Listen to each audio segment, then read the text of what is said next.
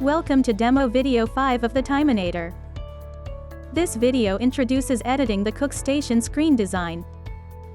Begin by logging into your Timeinator account. Choose the same sign-in method that you used at sign up, either email or your Google account, and log in to your Timeinator dashboard.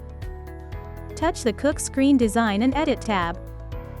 The easiest way to explain cooking screens is that each screen represents the layout of your restaurant equipment on an Android tablet.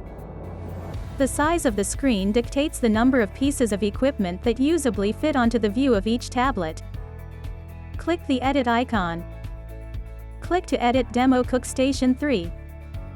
Cook Station 3 is representative of a cook line with a char grill and 2 fryers. The char grill can time 6 menu items.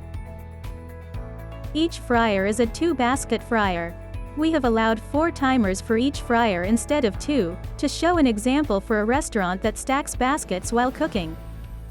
Next, let's edit the layout of this cook screen, and change the middle fryer to become a flat-top griddle. Touch the middle fryer.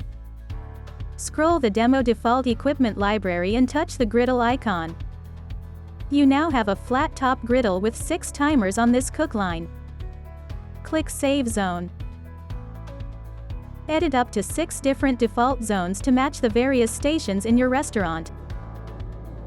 Click the Back button to return to the dashboard. This concludes the instructions for editing the various cooking screens included in the demo. Please continue to Video 6, which instructs you on upgrading your free demo to a basic or premium paid account.